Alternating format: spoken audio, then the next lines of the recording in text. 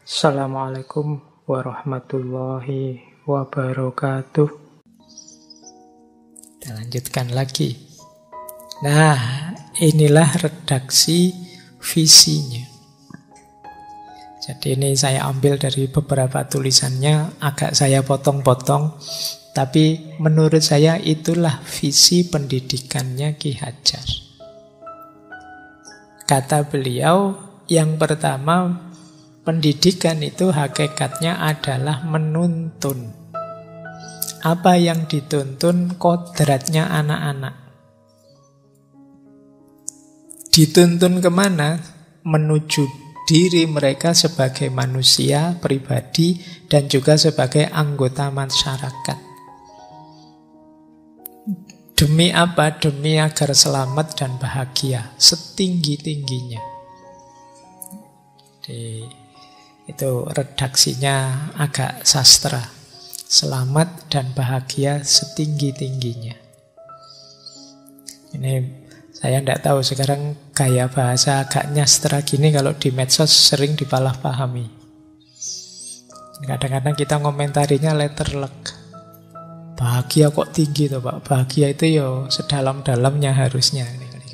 Sastramu sudah mulai turun. Pemain bulu tangkis kita bertekuk lutut di hadapan pemain. Kok malah bertekuk lutut tuh Pak? Main bulu tangkis kan harusnya berdiri. Masa sambil bertekuk lutut? Ya itu sastra ya Le. Jadi kita itu sering begitu hari ini. Khususnya pada orang yang tidak kita sukai. Pokoknya isinya ngeritik terus, komentar terus. Ya orang ngomong kan ada kembang-kembangannya, ada warna-warninya. Kadang ya pakai, kalau orang Jawa ada sanepan, ada simbol-simbol isyarat-isyarat. Bahkan kalau dalam bahasa Arab itu ada alim wal alim, itu kafa bil isyarat. Orang pinter sama-sama pinter itu cukup dengan isyarat. Jangankan kata, isyarat saja cukup. Tapi sekarang kita kadang-kadang diminta untuk ngomong terang-terangan sejelas-jelasnya. Kalau pakai bahasa kias terus disalahpahami. Baik, ini contohnya bahasa yang agak dalam kan seperti ini. Kalian untuk memahaminya mungkin harus membaca 2-3 kali. Menuntun segala kodrat yang ada pada anak-anak itu agar mereka sebagai manusia dan sebagai anggota masyarakat dapatlah mencapai keselamatan dan kebahagiaan yang setinggi-tingginya. Yo, ini mahasiswa harus belajar bikin bahasa yang bagus gini. Apalagi untuk kebutuhan nulis skripsi. Nah, saya sekarang sering mengeluh pada teman-teman yang idemu bagus, kamu ngerti maunya, tapi tidak bisa bikin kalimat. Alhamdulillah sekarang dibantu ChatGPT itu. Iya. Saya kapan itu bimbing yang kelihatannya karena orang Jawa, jadi dia itu mungkin isi pikirannya dalam bahasa Jawa, ketika diterjemahkan ke bahasa Indonesia jadi lucu. Masyarakat di sini kalau pagi pada pergi ke sawah. Jadi aku mikirnya rotok suwi, pada pergi ke sawah. Oh, mungkin dari bahasa Jawa, podo mangkat ning sawah. Itu maknanya jauh, podo dengan pada. Tapi dari Jawa langsung ditranslate ke Indonesia, jadi akhirnya bingung.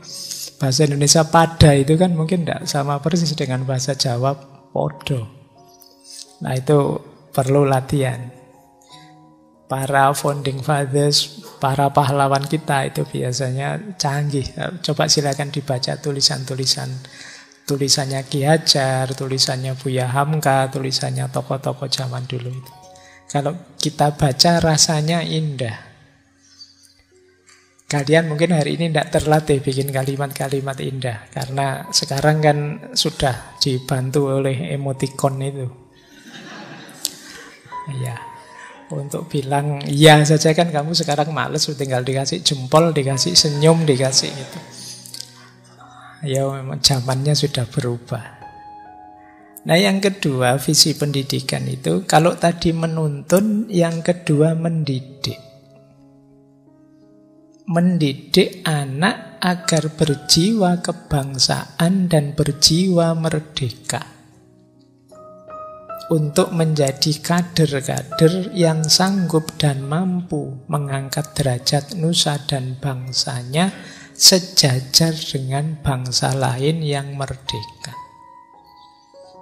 Jadi ini biar kita punya jiwa kebangsaan dan jiwa yang merdeka, terus kita berkembang sedemikian rupa agar bangsa kita ini sejajar, setara dengan bangsa lain. Nah, ini menarik istilah jiwa merdeka, jiwa kebangsaan ini. Mungkin sekarang banyak yang merasa saya bebas kok Pak, saya merdeka, saya ingin jadi apa saja terserah saya tahu itu. Yang sulit mungkin jiwa kebangsaan ini hari ini mungkin sering tergerus. Banyak yang tidak pede lagi dengan bangsanya. Banyak yang isinya mengeluh, dasar orang plus 62.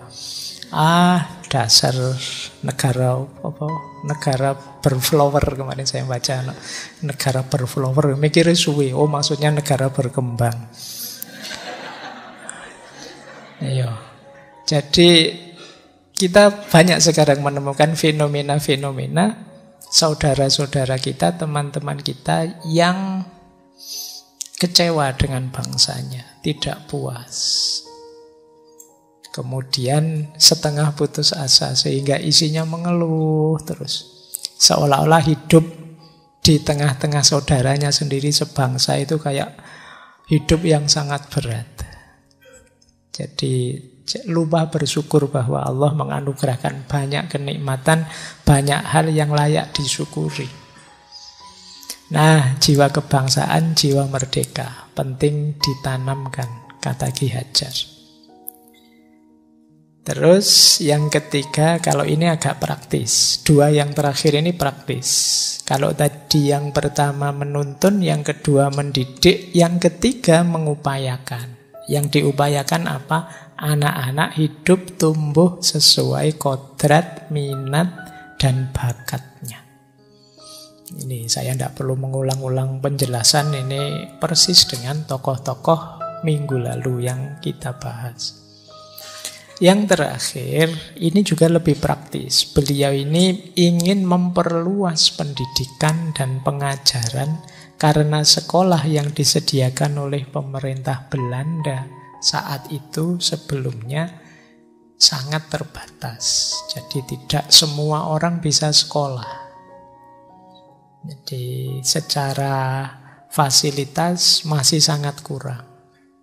Jadi ini visinya Ki Hajar. Semoga semua mengenyam pendidikan. Semoga tidak ada anak bangsa ini yang tidak tersentuh oleh tangan-tangan pendidikan.